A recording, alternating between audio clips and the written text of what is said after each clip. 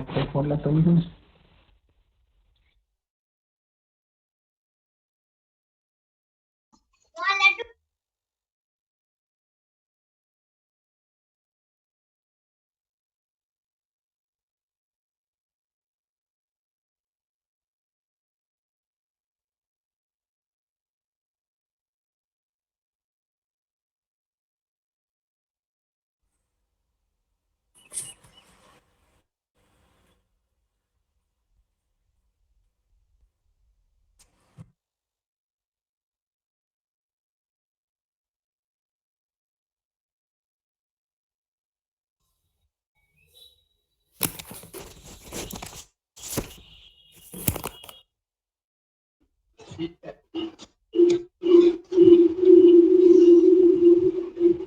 ठीक है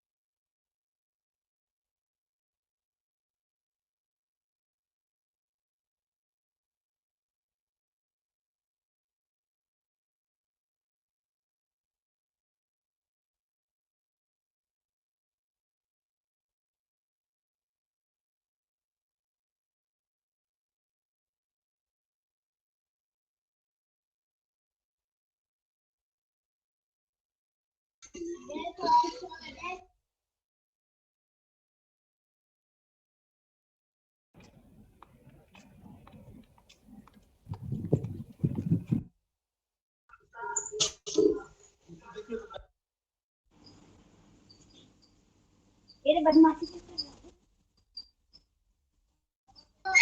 सिद्धार्थ सिद्धार्थ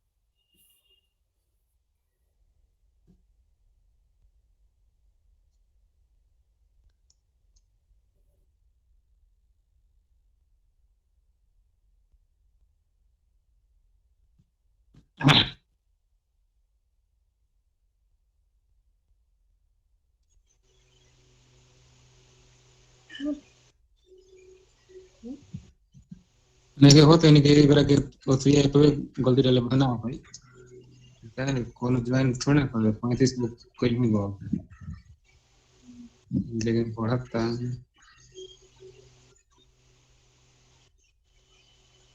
खाली ना खाना खाओ लेकिन तो सो मल तो कपड़ों में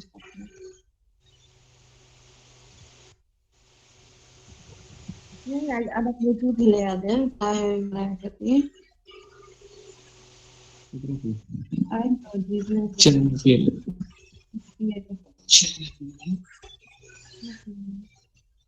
कितने का है हाँ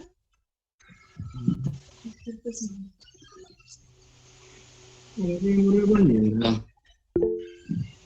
वो रात का निकाल खा सर स्टार्ट कब होगा तो पता स्टार्ट को होगा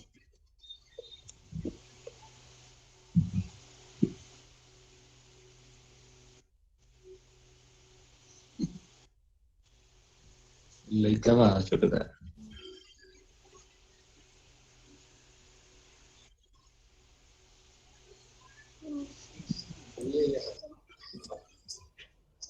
Good afternoon to all of you. Good afternoon, sir.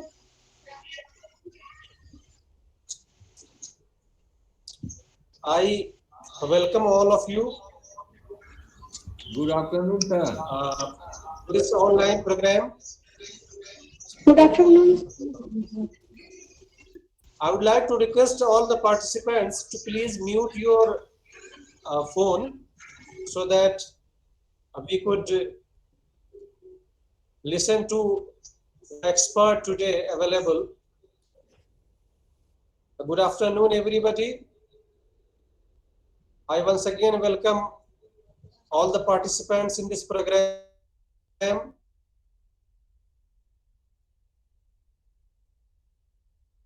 Staff members of learner support centers, our distinguished regional directors, other guests, academic counselors, and other participants. Yoga is basically the art and science of living. Yoga is the journey of the self, through the self, and to the self. The core purpose of International Day of Yoga is to create awareness regarding health benefits of yoga. Friends, as you know that it is the 8th edition of International Day of Yoga. We are aware that United Nations General Assembly recognized the 21st June as International Day of Yoga in 2014. The theme of International Day of Yoga is Yoga for Humanity. The main event of International Day of Yoga 2022 demonstration shall be held at Mysore, led by Honorable Prime Minister on 21st of June 2022.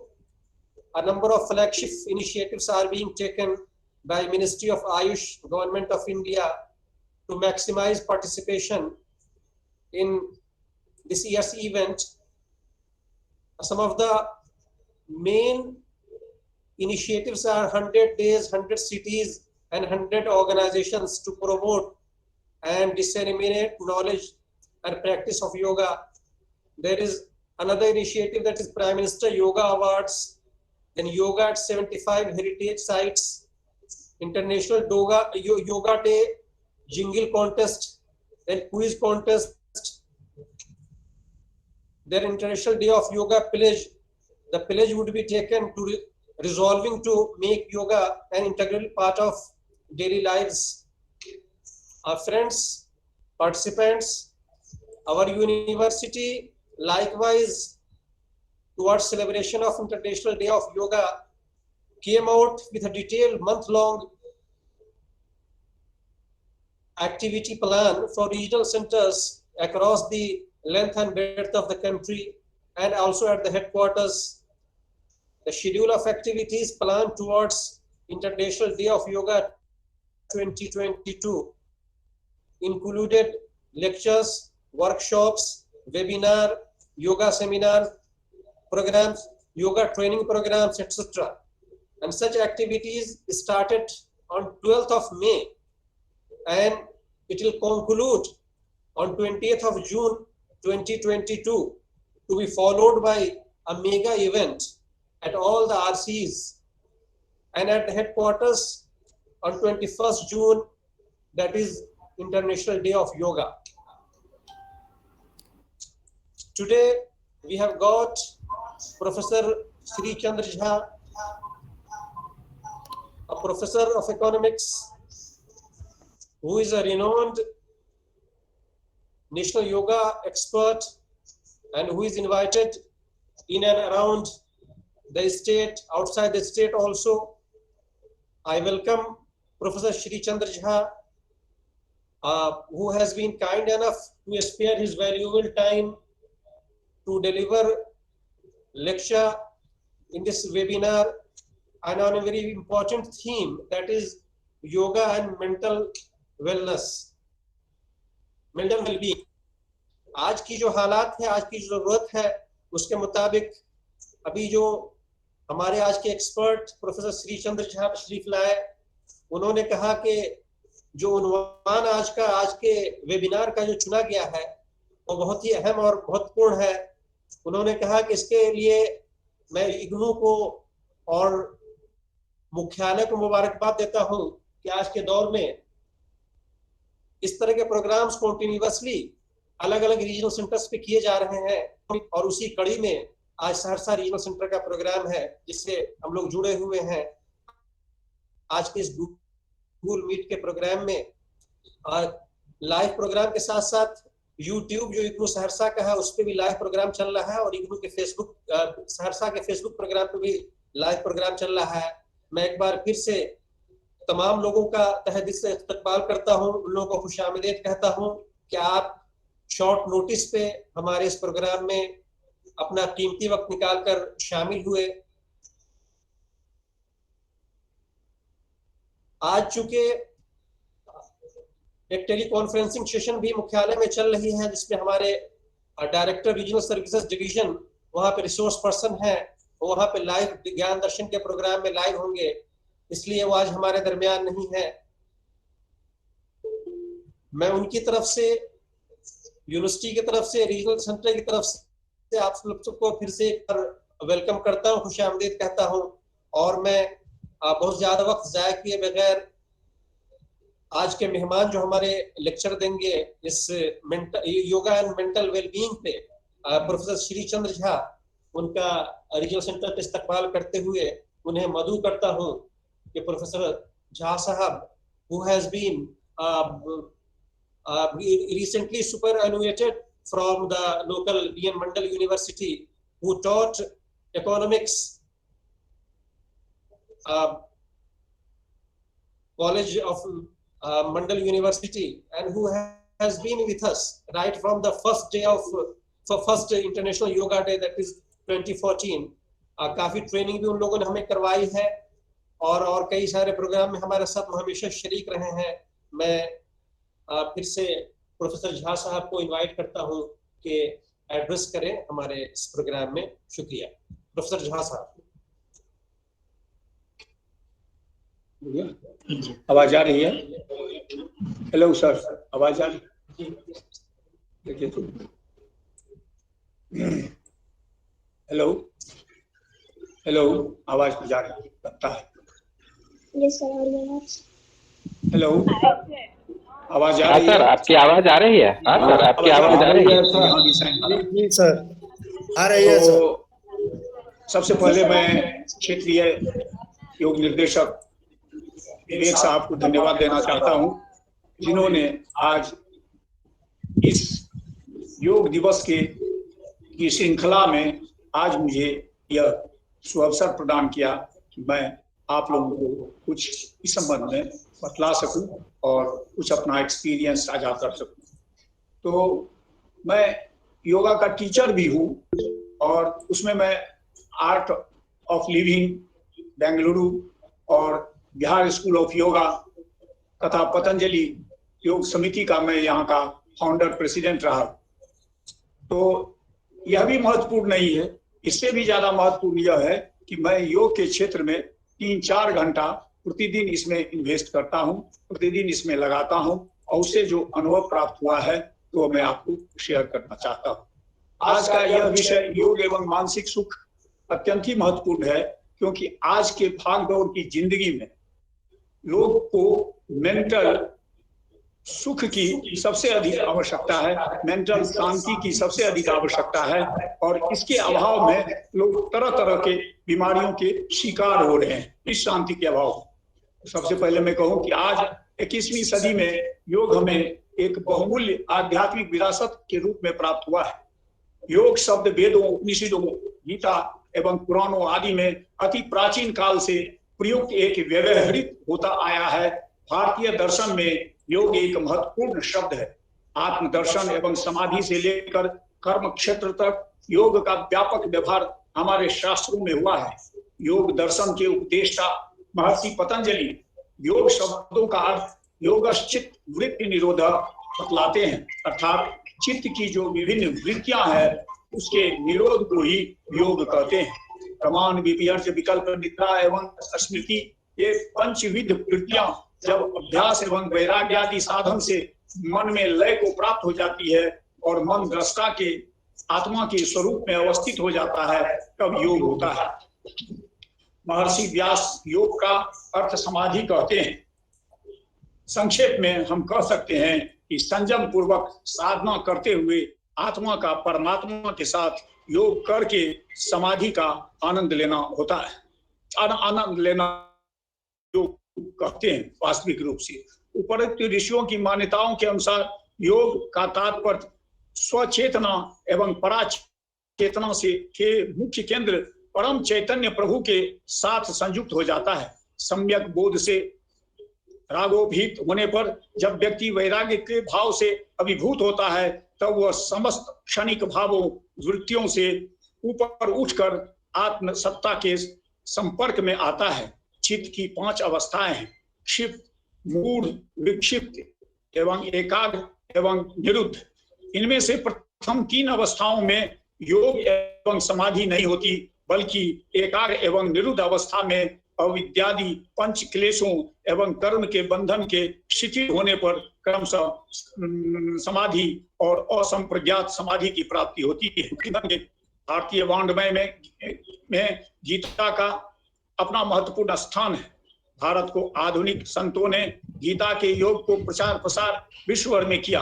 Gita में योगेश्वर श्री कृष्ण योग को विभिन्न अर्थों में प्रयुक्त करते हैं। अनुकूलता, प्रतिकूलता, सिद्धि असिद्धि, सफलता विफलता, जय पराजय एवं समस्त भावों में आत्मस्थ रहते हुए सम रहने को योग कहते हैं। असंग भाव से दृष्टा बनकर अंदर की दिव्य प्रेरणा से प्रेरित होकर कुशलता पूर्वक कर्म करना ही योग है। योग कर्मसु कौशलम। जैनाचार्यों के अनुसार जिन साधनों से आत्मा की सिद्धि और मोक्ष की प्राप्ति होती है वह योग है। पुनः जैन दर्शन में मन, वाणी और शरीर की वृत्तियों को भी कर्म योग कहा गया है। आधुनिक युग के योगी श्री अरविंद के अनुसार परम देश में शरीर के साथ एकत्व की प्राप्ति के लिए प्रयत्न करना तथा इसे प्राप्त करना ही सब योगों का स्वरूप है। योग के प्रकार दत्तात्रेय योग शास्त्र एवं योगराज उपनिषद में मंत्र योग, लय योग, हठ योग तथा राजयोग के रूप में योग के 4 प्रकार माने गए हैं। योग तत्वोपनिषद में इन चतुर्विध योगों का लक्षण इस प्रकार किया गया है। मंत्र योग, मातृका युक्त मंत्र को 12 वर्ष तक विधि पूर्वक जपने से अणिमा आदि सिद्धियां साधक को प्राप्त होती है। लय योग दैनिक क्रियाओं को करते हुए सदैव ईश्वर का ध्यान करना लय योग है। हठ योग विभिन्न मुद्राओं, आसनों, प्राणायाम एवं बंधों के अभ्यास शरीर को निर्मल एवं मन को एकाग्र करना हठ योग कहलाता है। राजयोग यम नियम आदि के अभ्यास से चित्त को निर्मल कर ज्योतिर्मय आत्मा का साक्षात्कार करना राजयोग कहलाता है। श्रीमद् भागवत गीता में ध्यान योग, सांख्य योग एवं कर्म योग के बारे में विस्तृत विवेचन प्रस्तुत किया गया है। इस गीता के 5वें अध्याय में संन्यास योग एवं कर्म योग में कर्म योग श्रेष्ठ माना गया है।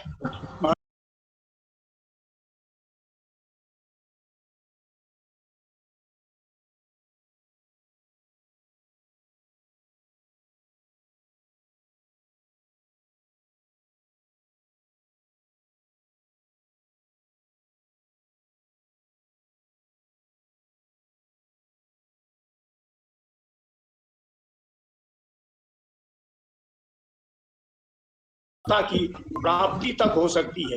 इतनी दूरगामी उपलब्धि देने वाला योग किस प्रकार छोटी सी मानसिक सुख शांति प्रदान कर सकती है उसको अब हम देखने की कोशिश करेंगे। वस्तुतः आज की भौतिकवादी जीवन शैली में लोगों को मानसिक स्वास्थ्य के प्रति संवेदनशील और जागरूक करने के उद्देश्य से इग्नू रीजनल सेंटर सहरसा के डायरेक्टर ने जो थीम घोषित किया है उसका मैं स्वागत और सराहना करता हूं।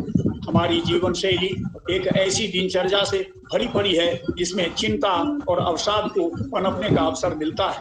फलतः मानसिक स्वास्थ्य समस्या का दोनों आम बात है। योग का पूरा ध्यान अपने शरीर की गति और मन की शांति पर होता है। यह को बेहतर बनाने में, आध्यात्मिकता बढ़ाने, लचीलापन, शरीर का लचीलापन बनाए रखने, जोड़ों की लंबे समय तक क्रियाशील रखने पर ध्यान केंद्रित करता है। मानसिक स्वास्थ्य में की गई तरीके से जिनमें सर्वश्रेष्ठ है योग। इसलिए तो मानसिक स्वास्थ्य और सुख को लेकर योग के बारे में जागरूकता बढ़ी है और राष्ट्रीय स्तर पर इस पर चर्चाएं और बहसें हो रही हैं। आज चिकित्सक, मनोवैज्ञानिक, मनोचिकित्सक सभी स्वीकारते हैं कि इसके लिए योग से बेहतर कुछ भी नहीं है। इसलिए निवारक उपाय और गैर चिकित्सीय उपचार की कोशिशों पर बल देने की बजाय बात इन लोगों की द्वारा भी की जा रही है। अन्यथा जीवन शैली और परिस्थितियों के चलते कई मानसिक समस्याएं पैदा हो सकती है। इसलिए आज इस अवसर पर हम जानने की कोशिश करेंगे कि किस प्रकार योग मानसिक स्वास्थ्य, सुख और मानसिक विकारों से मुक्त रख सकती है। फोकस में है मददगार। जिन लोगों को ADHD जैसे विकार हैं उन्हें अक्सर योग करने की कोशिश करने के लिए कहा जाता है क्योंकि यह दिमाग को केंद्रित करने में मदद करता है, शरीर को आराम दिलाने में मदद करता है। ADHD एक विकार है जो सीधे फोकस और ध्यान बनाए रखने को प्रभावित करता है। फोकस के लिए ऐसे योग को दिनचर्या में शामिल करना चाहिए जो सांस लेने की विभिन्न तकनीकों को शामिल करते हुए फोकस को बढ़ावा दे सके। मन को शांत रखने में फायदेमंद अशांत मन किसी को भी डिप्रेशन या अवसाद की स्थिति में डाल सकता है। मानसिक समस्याओं के मुख्य कारणों में से अशांत मन है। इसलिए विशेषज्ञ योग, आसन और प्राणायाम की सलाह देते हैं क्योंकि योग में जटिल आसन और प्राणायाम शामिल होते हैं तो शरीर और दिमाग को सुखी और शांत रखने के लिए जाने जाते हैं। अर्थात अमुक अदाओं के अभ्यास से चिंता को रोकने में मदद मिल सकती है। इसका नेक्स्ट है धैर्य को देता है बढ़ावा। यह योग के माध्यम से हम धैर्य को बढ़ावा दे सकते हैं। चिंता, अवसाद और ध्रुवी जैसे विकारों का एक आम दुष्प्रभाव धैर्य की कमी है। इसे अनियंत्रित क्रोध कुपित होता है। योग में आसन और प्राणायाम के रूप में जाने जाने वाली कई श्वसन क्रियाएं शामिल हैं। वो आपके शरीर और दिमाग को शांत कर धैर्य बनाने में मदद करती है। इन अभ्यासों को अपनाने से धैर्य और आंतरिक संतुलन की भावना में सुधार संभव है। साथ ही गुस्से के प्रकोप को भी शांत करने में सहायता मिल सकती है। मूड में होता है सुधार। योगिक क्रियाओं को करने से एंडोर्फिन और डोपामाइन जैसे स्वस्थ मस्तिष्क रसायन का स्राव शुरू होता है जो मूड को संतुलित रखने और अवसाद जैसे मानसिक स्वास्थ्य मुद्दों से निपटने में मदद करता है। योग द्विध्रुवी विकार का प्रबंधन करने में भी मदद करता है और इसको हम यह भी कह सकते हैं कि यह द्विध्रुवी विकार के प्रबंधन को प्रभावी बनाता है। नेक्स्ट है आत्मविश्वास बनाने में मददगार है योग। योग आत्मसम्मान के मुद्दे से पीड़ित लोगों की मदद कर सकता है। आत्मसम्मान और आत्मविश्वास में कमी को अवसाद और चिंता का कारण माना जाता है। नियमित रूप से योगानुशासन में रहने से आपके शरीर को और मस्तिष्क को धीरे धीरे विकसित करने में मदद मिलती है। फलस्वरूप आत्मविश्वास बढ़ता है। मानसिक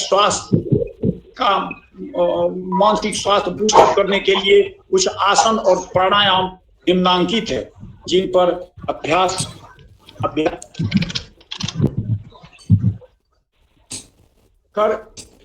पर अभ्यास विशेषज्ञ योग गुरु के सानिध्य में ही किया जा सकता है, अन्यथा यह हानिकारक भी हो सकता है। क्योंकि आपको सपोज कीजिए आपको कोई खास तरह की व्याधि है और आप ऐसा आसन कर रहे हैं जो उस व्याधि को बढ़ाता है, ये विशेषज्ञ समझ सकता है कि आप कौन आसन करेंगे और उसके विपरीत कौन आसन करेंगे जिससे आपके अंदर अस्थित रोग में वह सहायक हो सके। अन्यथा पुस्तकों के सहारे अगर आप इस क्रिया को करना प्रारंभ करेंगे तो आपको हानि भी हो सकती है। इसीलिए मेरी विशेष रूप से सलाह है कि जब भी कोई आप करते हैं इस तरह की क्रिया, योगिक क्रियाओं को अपनाते हैं, तो आप कोई इसके एक्सपर्ट से या इसके गुरु से या इसके साधक से के सानिध्य में आप इसका अभ्यास शुरू करें और सीख लेने के बाद फिर निरंतर प्रैक्टिस करते रहें, और अन्यथा आपको कोई परेशानी हो सकती है। इसलिए परेशानी से बचने के लिए मैंने यह आपको सलाह दिया कि हमेशा योग गुरु देखिए। ये नहीं कि कहीं किताबों में कुछ पढ़ लिया, उसका अभ्यास शुरू कर दिए और उससे लाभ की बजाय हानि होगी, क्योंकि आपको पता नहीं है कि आप जो आसन कर रहे हैं या आप जो प्राणायाम कर रहे हैं या आपके जो प्राणायाम करने के तरीके वो आपकी अंदर व्याप्त व्याधियों को बढ़ाने में भी मदद कर सकती है। इसलिए आपको इसके प्रति सजग रहना चाहिए।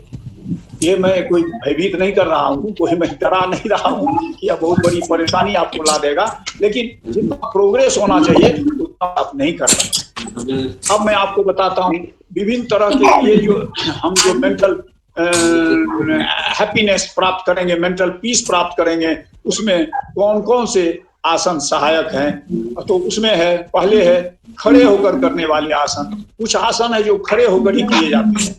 खड़े होकर करने से भी हमारे शरीर का लचीलापन बढ़ता है। उनमें प्रमुख है ताड़ासन, ताड़ासन, कटी चक्रिकासन। एक व्यक्ति को सुबह उठते ही 2-3 गिलास पानी पीकर या आधा लीटर, 1 लीटर पानी पीकर सबसे पहले ताड़ासन कम से कम 9-10 बार, क्रियक ताड़ासन 9 से 10 बार, कटी चक्रिकासन 9 से 10 बार, ये सभी खड़े होकर करने वाले आसन है। मैं आसनों का वर्गीकरण करके आपको बता रहा हूँ। तो ये खड़े होकर ये अगर आप आसन करेंगे तो इससे आपको बहुत लाभ होगा। इसके साथ ही इसमें आप वृक्षासन और करुणासन को भी जोड़ सकते हैं। लेकिन सबसे पहले ये 3 आसन कर लीजिए, उसके बाद आपका पेट भी साफ करेगा और आपको मेंटल उसके बाद है पेट केवल लेट कर किया जाने वाला आसन। इसमें है जंगासन, मकरासन, अर्धशलभासन, पूर्ण शलभासन, धनुरासन, पेट के बल लेट कर किया जाने वाला ये सब आसन है। किया जाने वाला आसन है, लेकिन लेटता है लोग 2 तरीके से, एक पेट के बल, दूसरा पीठ के बल। पेट के बल लेट कर किया जाने वाला आसन जो है भुजंगासन, इससे जो है तो आपकी पाचन शक्ति में वृद्धि होती है। मकरासन से इससे आपके कमर में राहत मिलती है। अर्धशलभासन, इससे भी आपके कमर में लाभ होती है। ऊर्ध्वशलभासन से भी कमर में लाभ होती है। धनुरासन, इससे पाचन क्रिया और कमर के दोषों से मुक्ति मिलती है। पादवृतासन, इससे आपके को पेट को करने में मदद मिलती है। इस प्रकार देखते हैं कि ये पेट के बल लेट कर किए जाने वाले आसन किस प्रकार लाभान्वित करता है। उसके बाद है उसके बाद है पीठ के बल लेट कर किया जाने वाला आसन। पीठ के बल में उसमें प्रमुख है उत्तान पादासन। उत्तान पादासन आप करते हैं, इससे भी जो है आपका जो है सो वजन घटता है और आप फ्रेशनेस महसूस करते हैं। उसके बाद है उत्तान पादासन के बाद पादवृतासन। पादवृतासन यानी पांव को उठाना और उसको आवृत्ति स्वरूप घुमाना। तो इस प्रकार दोनों पांव को घुमाते हैं और फिर दोनों पांव को अलग अलग घुमाते हैं, फिर दोनों पांव को मिला करके घुमाते हैं। इससे पादवृतासन बनता है। पादवृतासन से भी आपके पेट पर वजन जाता है, जिससे आपका पेट का फैट घटता है, आपकी पाचन शक्ति बढ़ती है। और उसके बाद है नौकासन।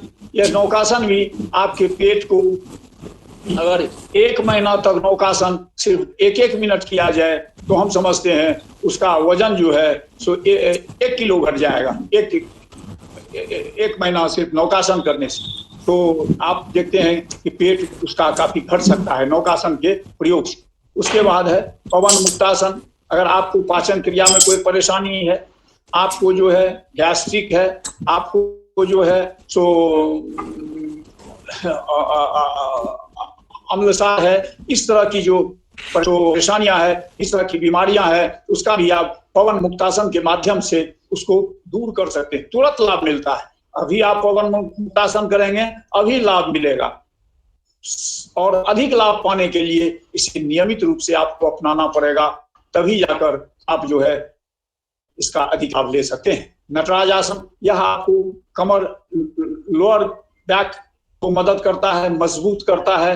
तो यह नटराज आसन का प्रयोग आप लेटे लेटे भी कर सकते हैं। उसके बाद है शवासन। सभी आसन करने के बाद जो विश्राम की अवस्था को हम प्राप्त करते हैं उसको हम शवासन की संज्ञा देते हैं। शवासन में कुछ नहीं करना होता है, सिर्फ लेट जाना होता है। और अभी तक जो आप विभिन्न तरह के आसन किए हैं, विभिन्न तरह के किए हैं, उससे शरीर के किन किन जोड़ों पर, किन किन अंगों पर किस तरह का प्रभाव पड़ रहा है उसको अनुभव करते जाना है। इस अनुभूति के बाद आपको परम शांति की प्राप्ति मिलती है और आपको जो है मेंटल रेस्ट मिलता है। यह है पीठ के बल लेट कर किए जाने वाले आसनों में प्रमुख है। अब है बैठ कर किया जाने वाला आसन। यह बैठ कर किया जाने वाला आसन किस रूप में आपको लाभान्वित करता है? सबसे पहले है वज्रासन। यह इसका नाम है वज्रासन। तो इसमें आप भोजन करने के बाद आप बैठ सकते हैं। आप तो कभी भी बैठ सकते हैं, लेकिन यह एक ऐसा प्रमुख आसन है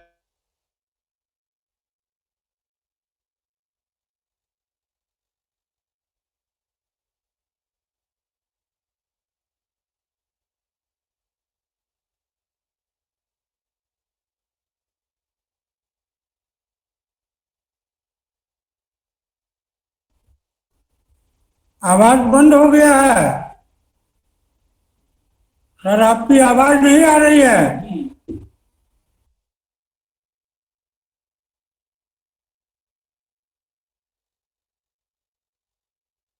लता और बॉडी में लचीलापन उत्पन्न कर सकते हैं। गोमुखासन। गोमुखासन ऐसा आसन है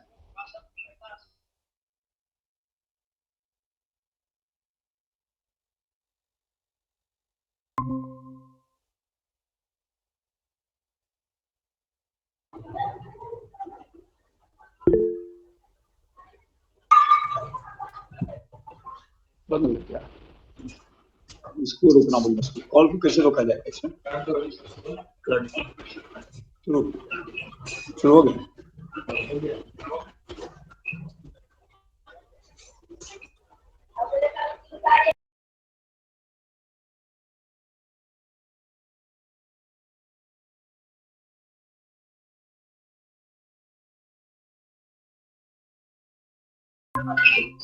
हो गया, शुरू है ना। वज्रासन।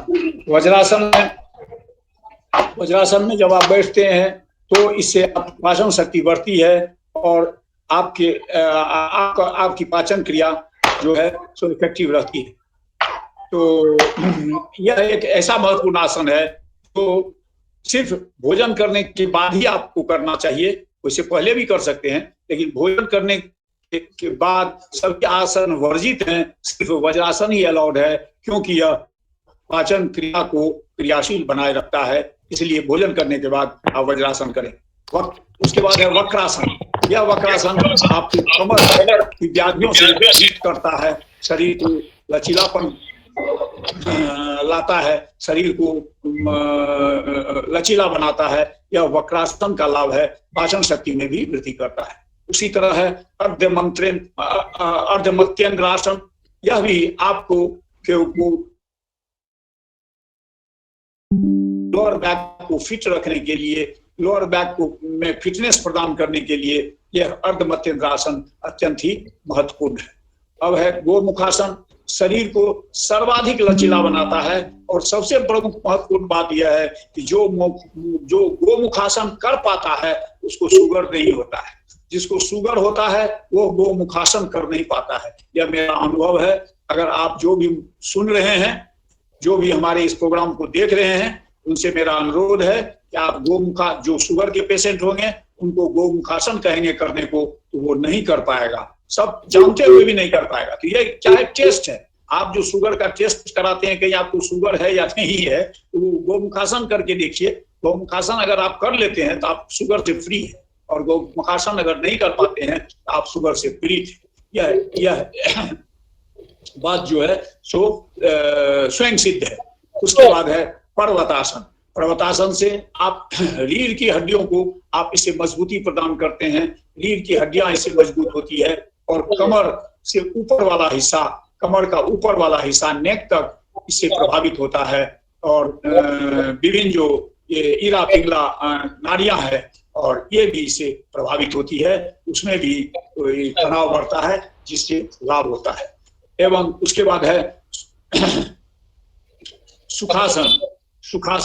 सुखासन किसी भी काम को करने के लिए आपको मिनिमम कोई आसन पर बैठना होगा, उसके बाद ही आप कोई काम कर सकते हैं। उसमें सबसे आसान आसन है सुखासन। आप खाने के लिए बैठते हैं, किसी काम के लिए नीचे बैठते हैं, प्राय लोग सुखासन का उपयोग करते हैं। और उसमें भी श्रेष्ठ आसन है पद्मासन। सिर्फ एक पद्मासन है जिसकी सिद्धि से आप जो है कई बीमारियों का निदान कर सकते हैं सिर्फ पद्मासन में बैठकर। इसलिए पद्मासन में बैठने का आदमी को अभ्यास करना चाहिए। जो भी ये अभ्यास हम ऊपर में बतलाए हैं, जो भी जिन हम आसनों की चर्चा किए हैं, उस आसनों को करने के बाद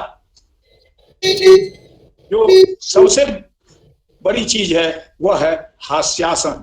हास्यासन खूब ठहाका लगाते हुए हंसना, और कम से कम या 21 से 24 बार, जितना अधिक इसको नेचुरल आप बना सकें उतना अधिक नेचुरल बनाते हुए आप हंसें। और इसका प्रभाव अगर देखना है तो जिनको नींद नहीं आती है, जो नींद से परेशान है, ऐसे जो व्यक्ति हैं उनको मैं बताता हूं कि आपको नींद की गोली की आदत छूट जाएगी। आप सोने के पहले 3 प्राणायाम करें। पहले तो भ्रामरी करें, या कम से कम 14-15 बार करें भ्रामरी आहिस्ते से, ताकि दूसरे भी डिस्टर्ब नहीं हो। और ओंकार का जप करें, कम से कम 12-13 बार ओंकार का भी जप करें। और इन दोनों को करने के बाद आप हास्यासन करें। इन तीनों को करने के बाद जो है सो 1-2 बूंद माथे में तेल लगा लें, और 1-2 बूंद तेल आप जो है सो पांव में के तलवे में लगा लें, और इसका प्रयोग करके देखें कि आपकी नींद कैसी आती है। इतना साउंड स्लीप आपको मिलेगा जिसका आपको हिसाब नहीं है, जिसको आप इमेजिन नहीं कर सकते हैं। तो नींद की गोली खाने वाले या कितने लोग भांग का सहारा लेते हैं, भांग खाते हैं, क्या तो नींद नहीं आती है। तो इन सब कारणों से व्यक्ति व्यसन का शिकार हो जाता है, नशे का शिकार हो जाता है, उसका गुलाम हो जाता है, उसके पीछे उसका अवलंबन उसको उस पर निर्भर हो जाता है। एक तरह से आदमी विकलांग हो जाता है, उसके बिना उसका काम नहीं चल सकता। और इन प्रयासों को करेंगे आप तो आप जो है सो किसी पर निर्भरता नहीं रहेगी, और आप अपने को जो है हमेशा फिट महसूस करेंगे। तो यह है हास्यासन का प्रभाव, और भ्रामरी का प्रभाव, और ओंकार जप का प्रभाव। यह आसन कम से कम 15-16 बार आप 15-16 बार इनका प्रयोग कर लें, इनको दोहरा लें। और उसके बाद आप ये जब तब जाए जब खाने पीने के बाद सोने आप चले गए, आप बिछावन पर बैठ गए, अब आपको सोना ही नहीं कि इसके बाद फिर मोबाइल देख रहे हैं और टीवी देख रहे हैं, तब नहीं। जब सब कुछ से निवृत्त हो गए आप, और आप चाहते हैं मुझे नींद आवे, तभी करके आंख बंद करके सो जाएंगे। इसके बाद है कुछ प्राणायाम की भी मैं चर्चा करूंगा जो आपके फिटनेस के लिए बहुत जरूरी है। प्राणायामों में प्रमुख है भस्त्रिका। यह भस्त्रिका जो है आजकल देखते हैं इस भौतिकवादी युग में याददाश्त की भी बहुत बड़ी समस्या होती है। इस याददाश्त की समस्या को सबसे ज्यादा प्रभावकारी ढंग से नियंत्रित करने वाला जो प्राणायाम है वह भस्त्रिका प्राणायाम है। यह 3 मिनट से 5 मिनट मात्र आपको करना है। याद रखिए, जीवन में कभी स्मरण शक्ति की समस्या आपको नहीं सताएगी, कभी स्मरण शक्ति की परेशानी आपको नहीं होगी। और स्मरण शक्ति के परेशानी से आप समझते होंगे कि इससे भले स्मरण शक्ति की परेशानी होगी, मुझे मेंटल रेस्ट मिलेगा। यह मेंटल रेस्ट आपको के लिए तो नहीं है, यह पूरे फैमिली के लिए अनरेस्ट पैदा करेगा। सबको आपके प्रति केयरफुल रहना पड़ेगा, आपके प्रति सजग रहना पड़ेगा। तो इसलिए जो है भस्त्रिका प्रणाम का अभ्यास करें। इससे और जो अनेक तरह के लाभ होंगे, एक जो सबसे बड़ा लाभ होगा जो मैं बताता हूं, जो वह अनुभव सिद्ध है, वह है भस्त्रिका प्राणायाम। मैंने कितने आदमी को कराया है और बहुतों के स्मरण शक्ति में इससे वृद्धि हुई। तो मैं आपको कहता हूं इसको अपनावे। दूसरी बात है कपालभाति। कपालभाति प्राणायाम है, किताबों में लिखा हुआ है और बताया गया है। टीवी चैनलों के माध्यम से भी लोग इसको सीखते हैं और इसका अभ्यास करते हैं। इसके अभ्यास से सबसे बड़ा लाभ यह होता है कि आपके चेहरे पर इसका असर पड़ता है। आप योग करते हैं, नहीं करते हैं, इसका प्रमाण कपालभाति है, इसका प्रमाण आपका चेहरा है, इसका प्रमाण आपकी बोली, इसका प्रमाण आपका व्यवहार। बोली, वाणी, व्यवहार में सब में परिवर्तन आता है, सब में सुंदरता आती है, सब में सौंदर्य आता है। इसी के बाद है त्रिबंध प्राणायाम। यह त्रिबंध प्राणायाम जो करते हैं, मूलाधार चक्र को, उसके बाद हृदय को अपनी ओर जो ऊपर की ओर खींचते हैं, उसके बाद कंठ को जो ऊपर की ओर बंद लगाते हैं, ये त्रिबंध प्राणायाम कहलाता है।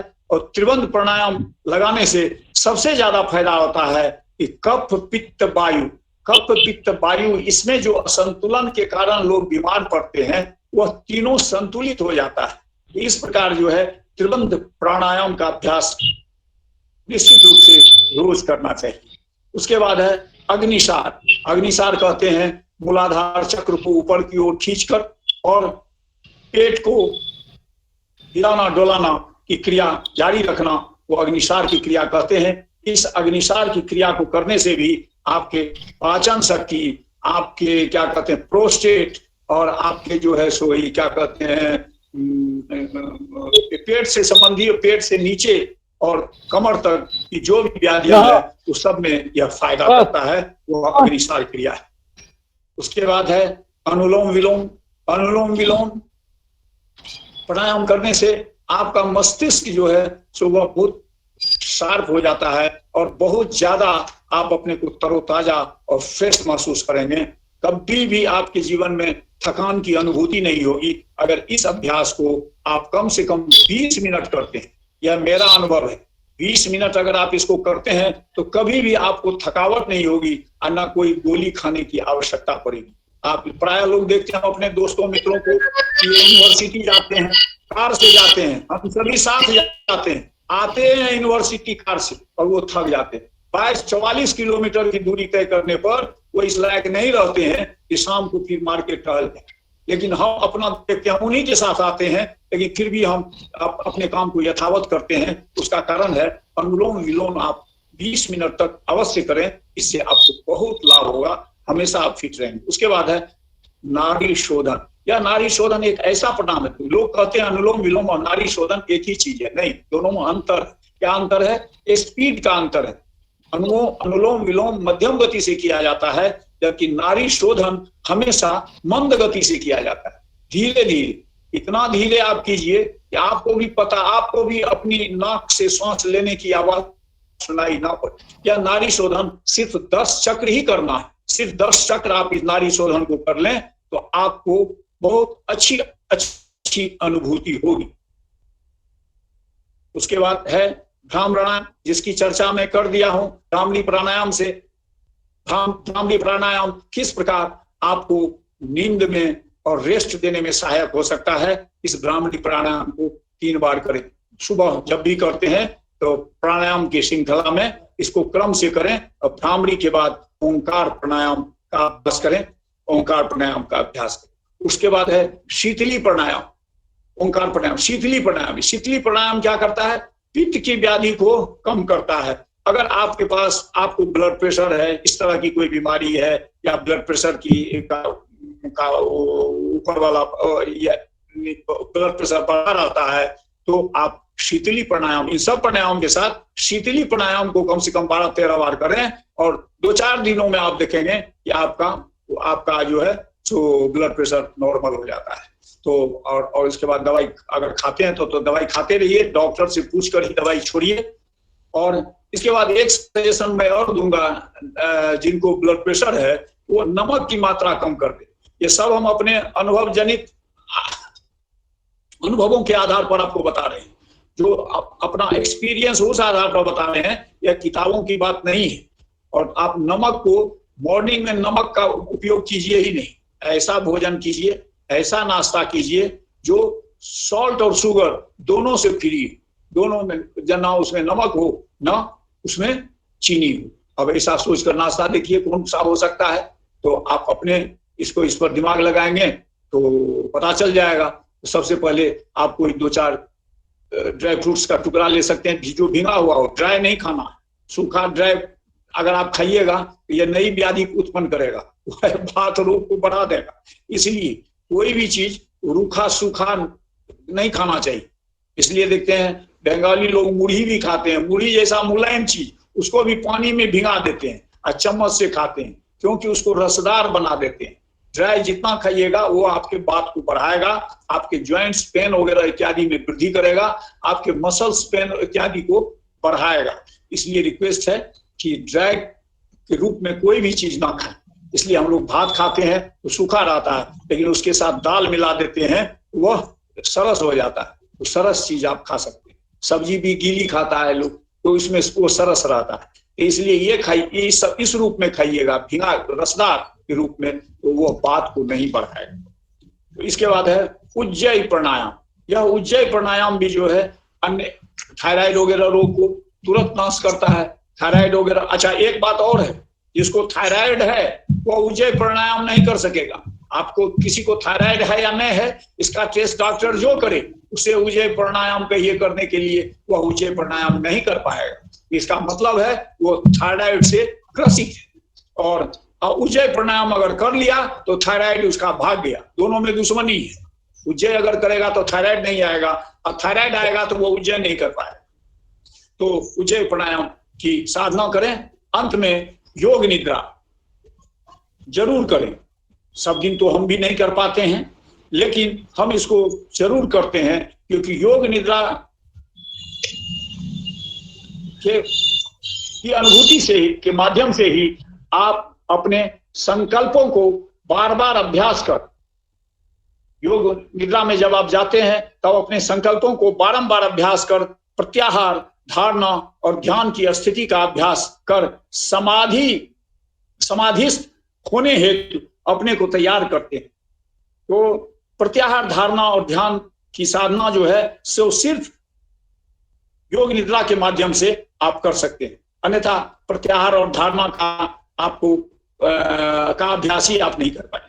तो इस प्रकार कर सकते हैं, और मनोवांछित फल की प्राप्ति ही आप कर सकते हैं। इसके साथ साथ इससे भी महत्वपूर्ण बात है, मनोवांछित फल जो भौतिक फल है वो बहुत छोटी सी चीज है, असल चीज है परम सत्ता की प्राप्ति। तो इसमें ऐसे संकल्प हैं जिसके माध्यम से परम सत्ता को अपने को एकाकार कर योग की सार्थकता को सिद्ध कर सकते हैं। योग के मानसिक स्वास्थ्य के प्रति संवेदनशील से जागरूक रखने के उद्देश्य से इग्नू के क्षेत्रीय प्रधानी जो यह थीम दिया है, वह उसका उसकी मैं तारीफ करता हूं, क्यों कि इसी को देखते हुए प्रत्येक वर्ष अक्टूबर 10 को विश्व मानसिक स्वास्थ्य दिवस भी मनाया जाता है। आज विश्व मानसिक स्वास्थ्य दिवस के अवसर पर यह मानसिक विकास की बात की जाती है कि कैसे मानसिक संतुलन लोगों का कायम रहे।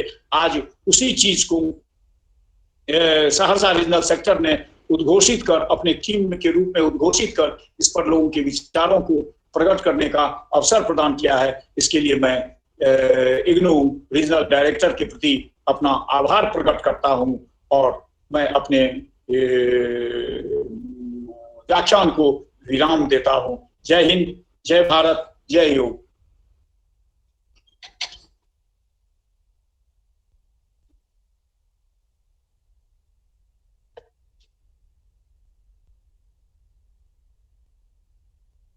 इससे संबंधित कोई भी आदमी अगर कोई प्रश्न पूछना चाहे पूछना चाहे तो वो कर सकते हैं। बहुत बहुत शुक्रिया।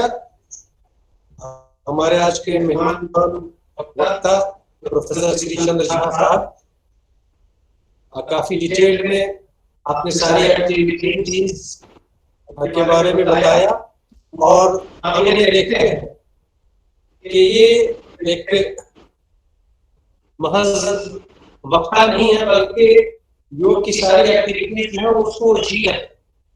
हम लोगों की अक्सर मुलाकात किसी कार्यालय में उनके सहयोगी होती है और इनकी कहीं से भी ये नहीं लगता है कि ये सुपर रेगुलेटेड रिटायर्ड प्रोफेसर है, तो इनकी काम की कार्यात्मक बातें हमारे लिए सीख का सबक हो सकती है और जरूर सीख लेनी चाहिए इनकी लाइफस्टाइल से, इनकी बातों से।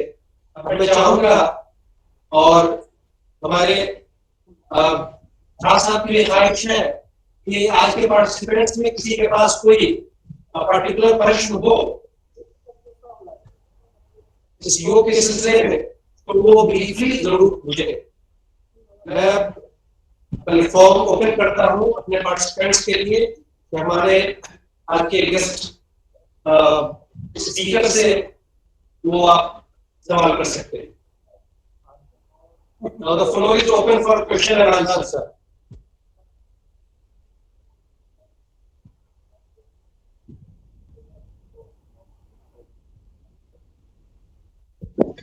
अपने कोई के क्वेश्चन कर सकते हैं।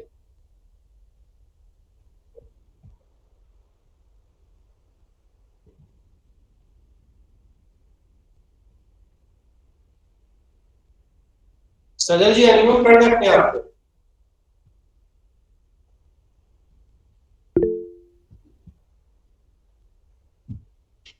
एक इससे पहले कि कोई सवाल एक टेक्स्ट क्वेश्चन आया है कि अगर कोई कोरोना से ग्रसित है तो क्या वो योग कर सकता है? हाँ, डेफिनेटली कर सकता है।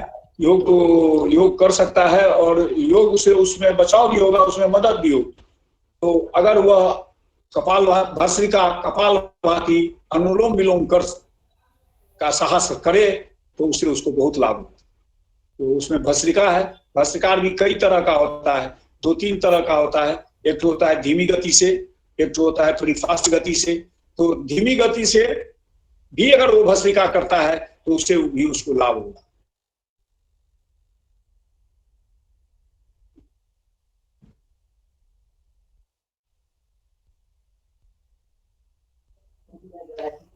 और पहले से अगर कोई इसका अभ्यास करता रहेगा तो मैं आपको चैलेंज करता हूं, अगर पहले से कोई इसका अभ्यास करता होगा तो उसको कोरोना हो ही नहीं सकता है। आप ऐसा करके देखिए, मुझे भी देखिए, मैं भी कभी अफेक्टेड नहीं हुआ, जबकि मैं मास्क वगैरह उतना प्रयोग नहीं करता हूं। हालांकि करना चाहिए, मैं इसका विरोधी नहीं हूं, करना चाहिए।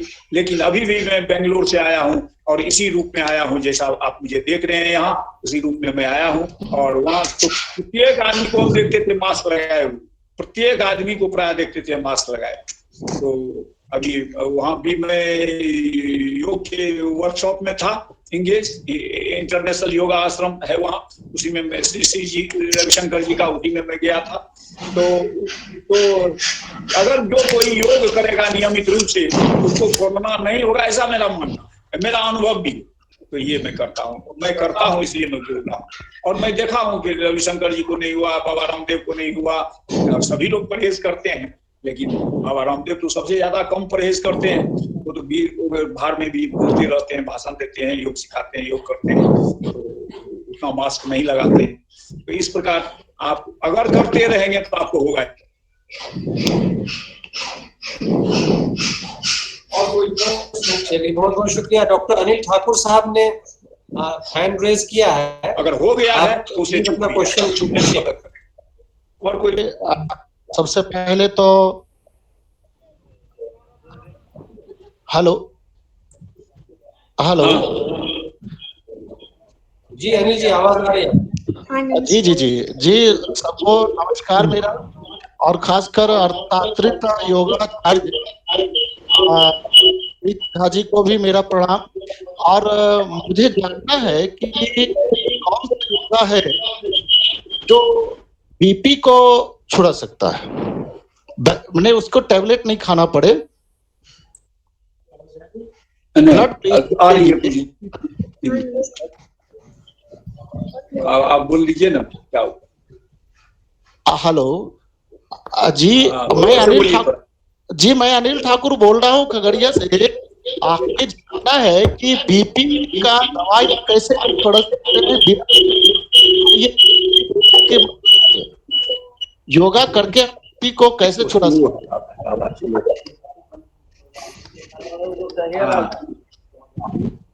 बीपी को योगा से हम कैसे छुड़ा सकते हैं सर?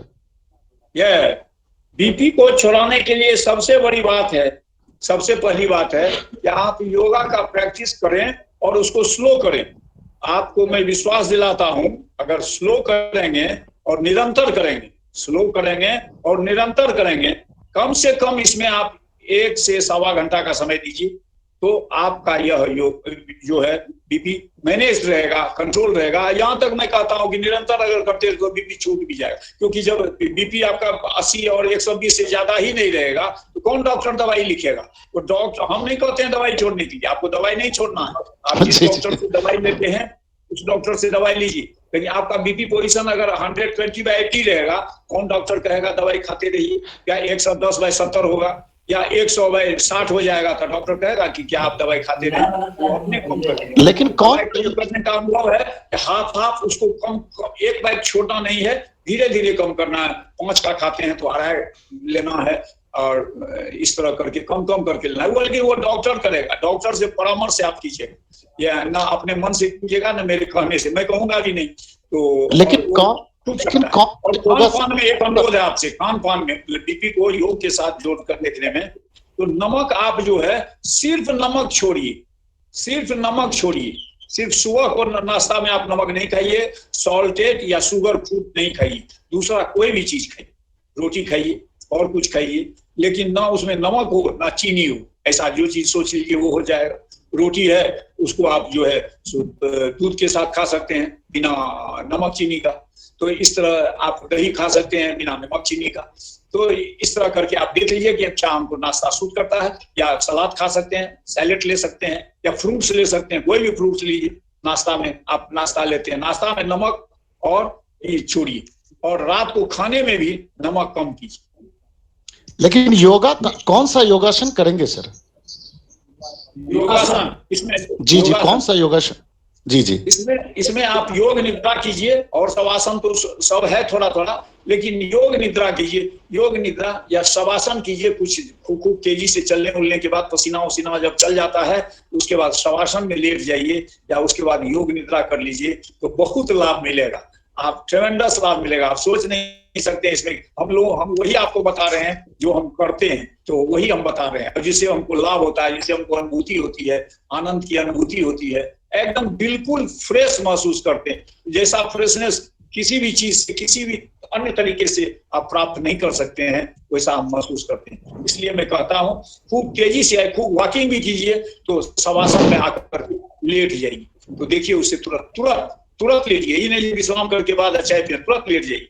10-15 मिनट लेटे हुए रहिए विश्राम में, शरीर को बिल्कुल शिथिल करके, शरीर में जैसे कोई निष्प्राण नहीं है, शरीर जैसे लाश है, इस लाश रूप में शरीर को देखकर, शरीर को स्थिति में डालकर अनुभूति कीजिए 10 मिनट का, देखिएगा आप कितना फ्रेश फील कर, और आप धन्यवाद रहेगा। और योग निद्रा कर सकिए तो बहुत बड़ी बात है। जी धन्यवाद सर, बहुत धन्यवाद। और कोई श्रीमान जी है?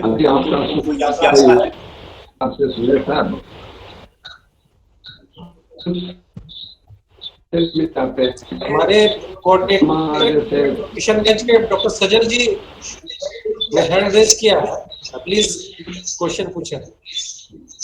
जी नमस्कार। नमस्कार। योग पर व्याख्यान आपका बहुत ही उपयोगी और लाभप्रद रहा। जी सर, हम सब उससे लाभान्वित हुए हैं, और इसके लिए मैं अपने क्षेत्रीय निदेशक डॉक्टर मिर्जा नेहाल अहमद बेग साहब का आभारी हूं कि उन्होंने ये कार्यक्रम का आयोजन कराया। मेरे 2 सवाल हैं। एक ये कि आपने कहा कि यदि किसी को शुगर होगा तो वो कौन सा आसन है जो नहीं कर पाएगा, और दूसरा, अगर किन्हीं को थायराइड होगा तो कौन सा आसन नहीं कर पाएगा, जिसको आप टेस्ट कह रहे हैं कि एक थायराइड टेस्ट भी होगा और शुगर टेस्ट होगा। ये दो आसन के नाम मैं जानना चाह रहा हूँ, शुगर और थायराइड। थायराइड के लिए उज्जय प्राणायाम कीजिए। थायराइड के लिए उज्जय प्राणायाम वो मैं अभी करके बता देता हूँ यहाँ से।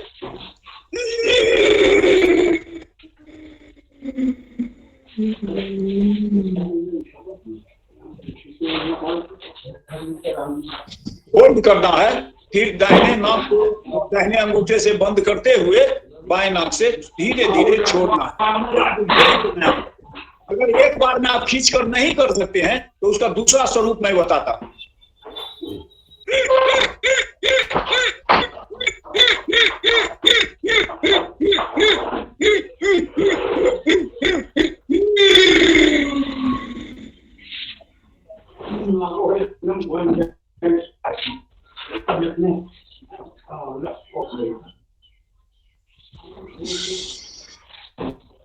जितना देर आप कुंभक कर सकें, जितना देर आप सांस को रोक सकें उतना देर रोक सकते हैं। तो थायराइड, ये इसका अभ्यास तुरंत स्पीड में खींचने से थायराइड वाले लोग नहीं कर पाएंगे, इसलिए मैंने टुकड़ा टुकड़ा में करके बताया, शॉर्ट लेकर और बाद में खींचना जोर से, तो थायराइड वाले कर लेंगे। और इसको करेंगे तो आपको थायराइड ही भाग जाएगा। अच्छा, तो ये थायराइड का टेस्ट भी हुआ और थायराइड भगाने का उपाय भी है। हाँ, ये थायराइड का टेस्ट भी है और थायराइड से दूर भगाने का उपाय भी। थायराइड आपको है या नहीं है उसका टेस्ट भी। थायराइड आपको होगा तो आप नहीं कर पाइएगा। जी सर, शुगर के बारे में बताया मुझे। जैसे शुगर के बारे में मैं बताता हूँ। शुगर के बारे में दो मुखासन है और अर्धमत्येंद्र आसन है। ये दो आसन आप करते रहिए। आसन, ये तीन आसन, सिर्फ तीन आसन आप कीजिए और कपालभाति प्राणायाम कीजिए। टहलना बुलना अपना जारी रखिए। सिर्फ तीन आसन कीजिए, धनुकासन, अर्धमत्येंद्रासन, गोमुखासन। मैं बता रहा हूँ, गोमुखासन अगर शुगर होगा तो आप गोमुखासन कर भी नहीं पाएंगे। फिर अभ्यास करते करते गोमुखासन करने लगे तो शुगर भी भाग जाए। आप करके देखिए। जी सर, बहुत धन्यवाद सर।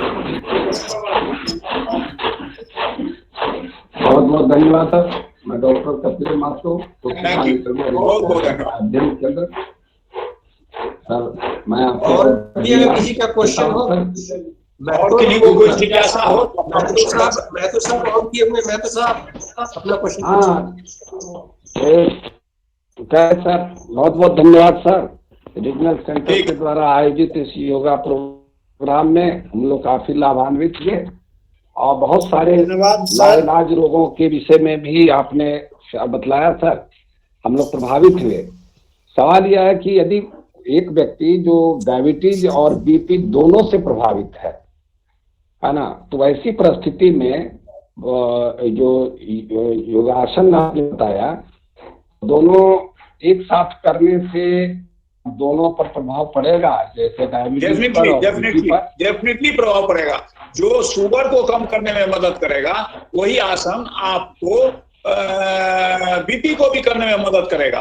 फर्क इतना ही है कि शुगर को वो आसन द्रुत गति से रोकने में मदद करेगा, जबकि बीपी को धीमी गति से रोकने में मदद करेगा। बीपी के लिए और बीपी के लिए अन्य दूसरे आसन हैं। जैसे इन सब आसनों के करने के बाद शवासन करना जरूरी है बीपी वाले पेशेंट को, और बीपी वाले पेशेंट को शीतली प्राणायाम करना जरूरी है।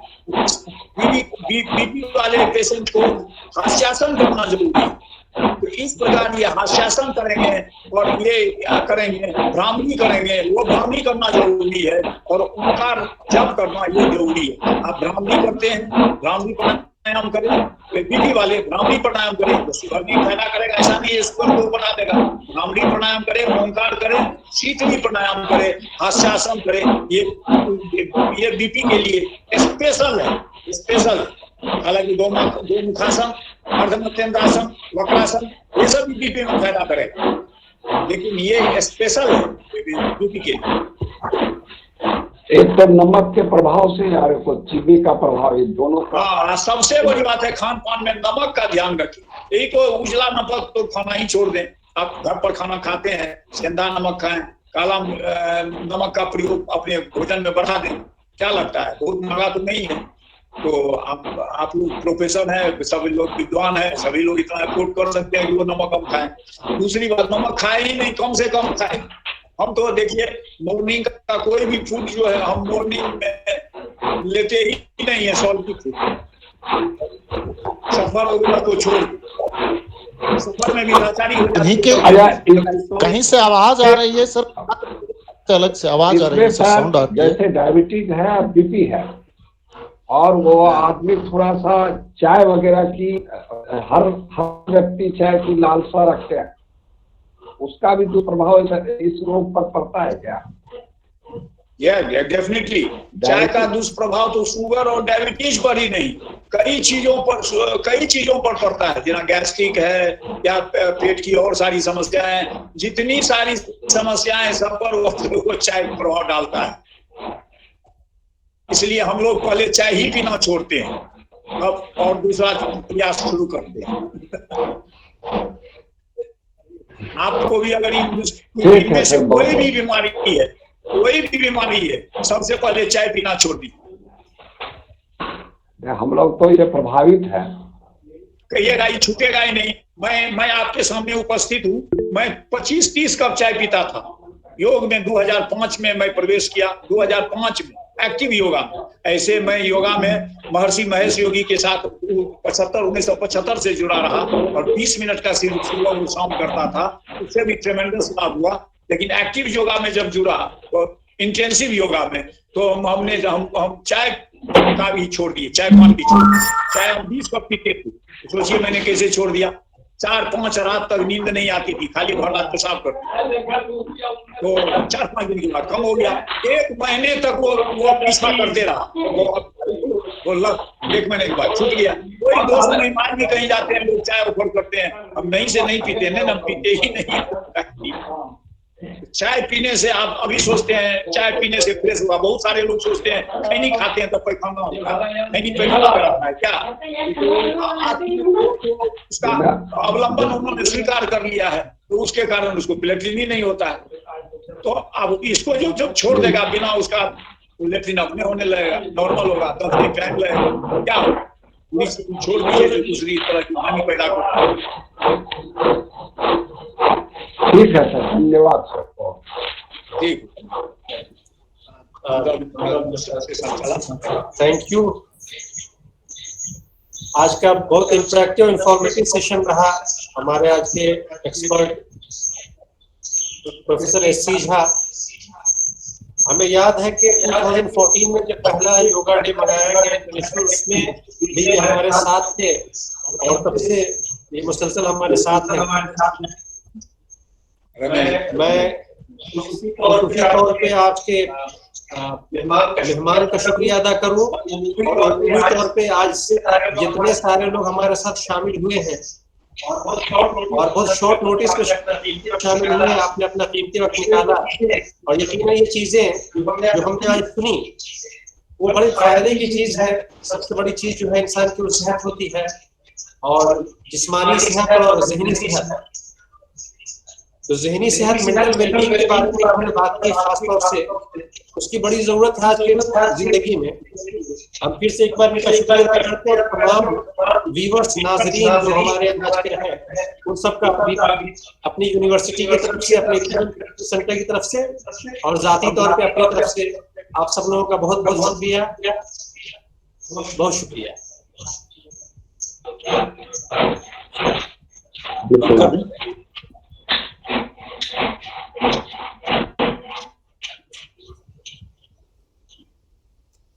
धन्यवाद सर।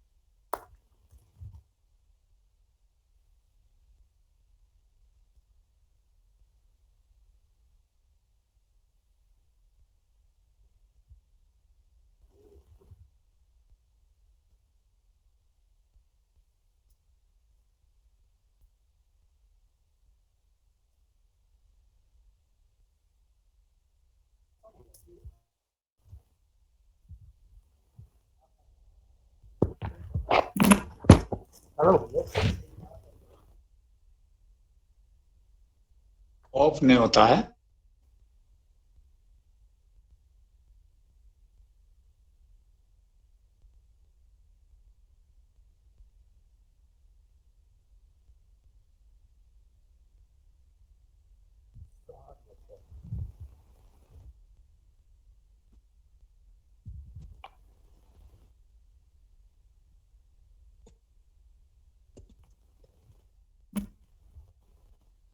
अच्छा 21 जून को क्या है? 21 जून को नहीं रखा गया प्रोग्राम?